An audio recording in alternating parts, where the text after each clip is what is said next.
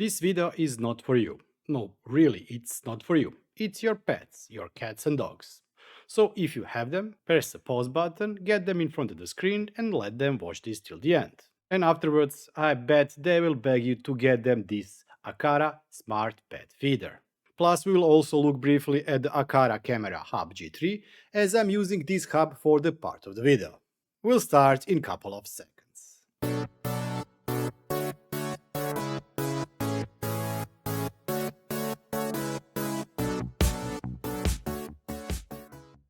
Okay, let's get to topic of transparency.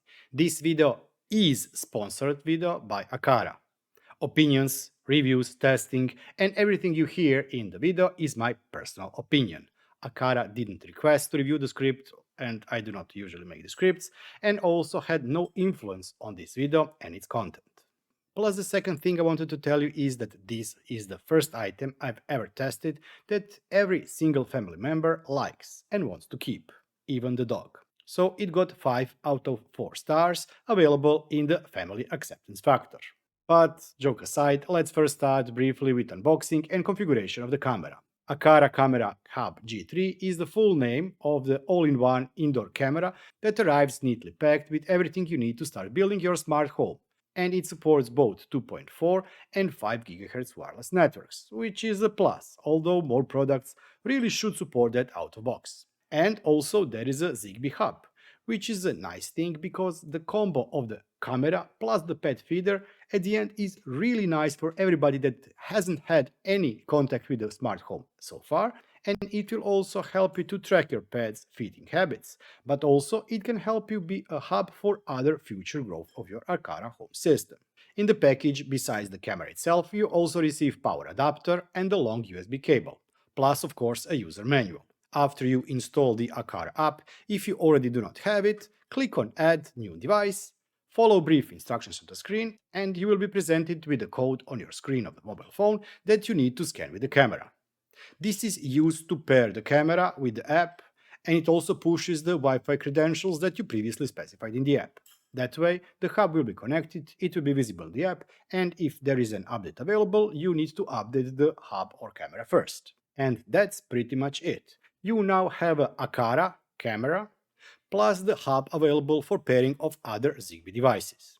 I'll just briefly mention that camera is operating on, as I mentioned, 2.4 and 5 GHz wireless network. It features 110 degrees viewing angle, has 2K capability, and also supports Class 4 micro SD cards for local storage of your video. Maximum size of the card is 128 gigs. And if you do end up purchasing this camera, I do recommend that you get the micro SD card because it can help you as it is storing all the video files locally. The camera can rotate 360 degrees. Besides that, camera also features onboard AI that can be used to detect hand gestures.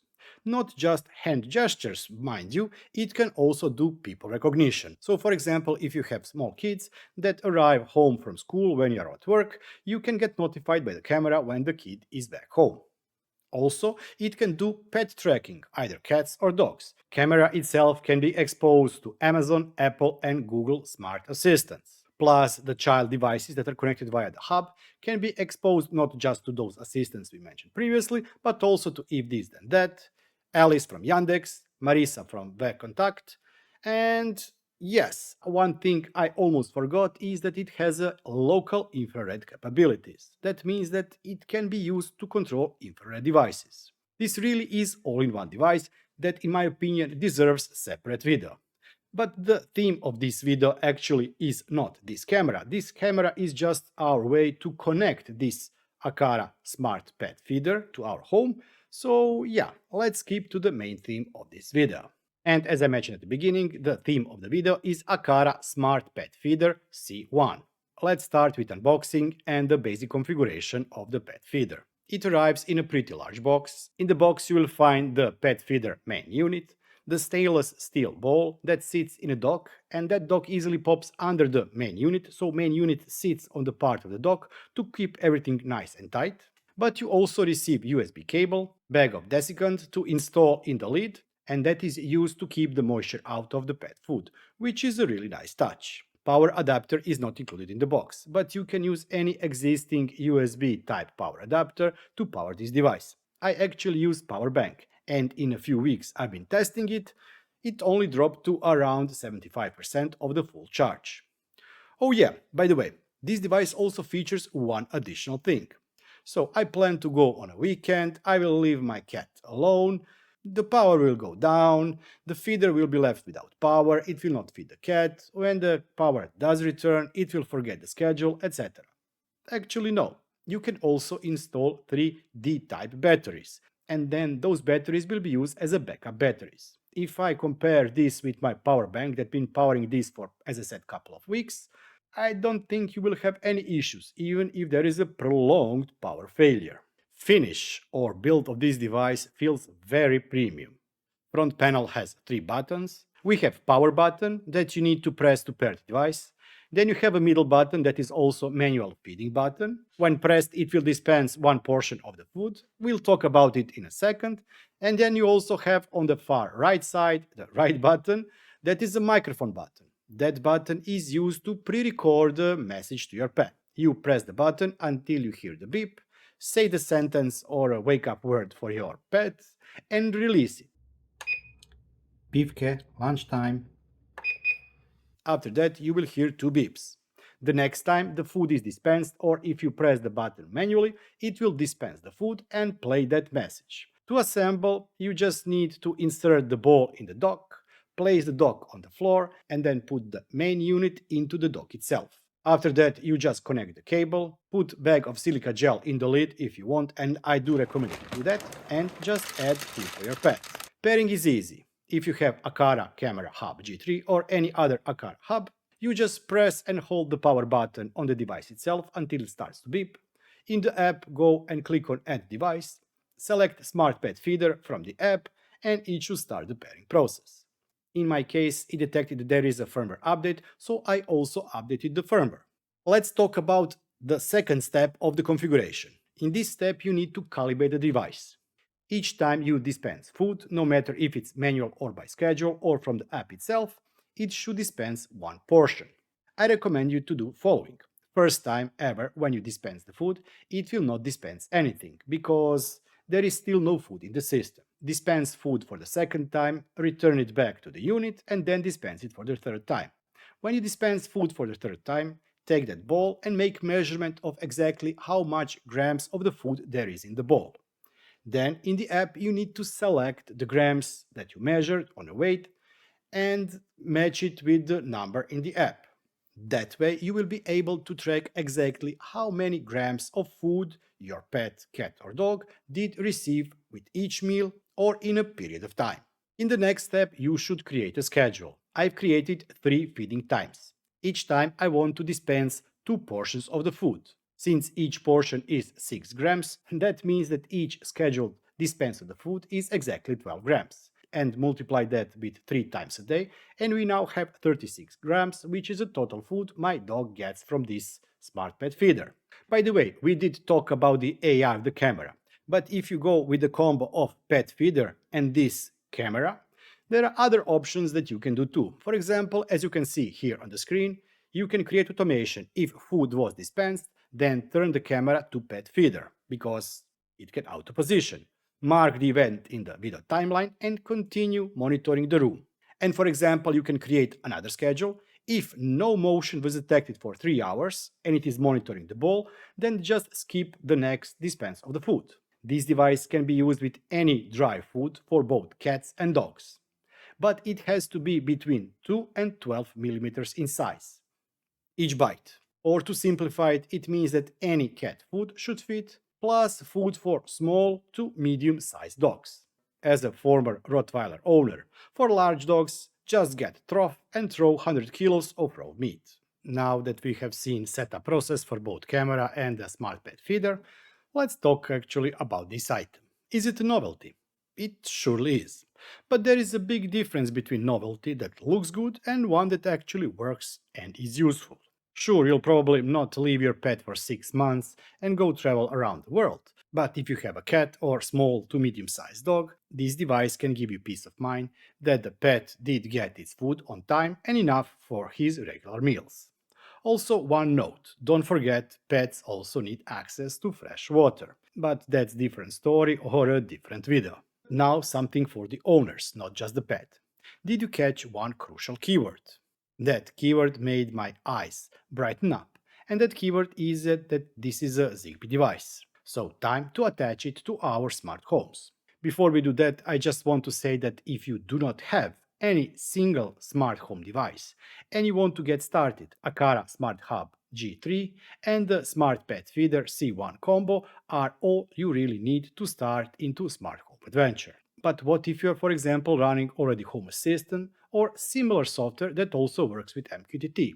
Let's see how it fits in that ecosystem. We'll start, of course, with my test setup, which is a Home Assistant with ZHA running on the yellow, and that means that it has internal Sky Connect. In your Home Assistant, go to Settings, Integrations, Zigbee Home Automation, Devices, and click on Add Device. You need to click and hold the pairing button on the Smart Pet Feeder. The blue light will begin to flash, and the pairing process will start. And this is it. We now have Aqara feeder ACN001, which is the part number or model of this pet feeder. And in ZHA integration, we have almost everything or everything that also is included in the Aqara app. We have ability to manually feed. When we click on this button, it will start the feeding process. One portion will be dispensed. We have sensors that says that last feeding size is 1. It means that it dispensed one portion of food. Last feeding source, is it Home Assistant, is it manual, or is it schedule? Information on how many portions were dispensed today. Is there a problem? How many grams was dispensed today? In the configuration, we have option to turn on child lock. That means that no button will work on the device itself. We can turn off the LED indicator to turn off the blue LED. We can select either manual or schedule mode.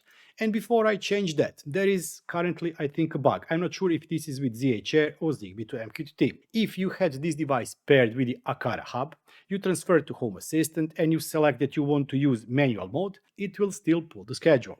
So what you do, you change from manual to schedule and then back to manual. That means that it will ignore any previously stored schedules inside the feeder itself. Here we can select the size of the portion. Plus you have option to select how many servings per portion. So if one serving is 6 grams, if you select 2, it will dispense total of 12 grams. And what you would do now? Actually, you can do whatever you want. For example, let's go to Settings, Automations, Create Automation, Create New Automation.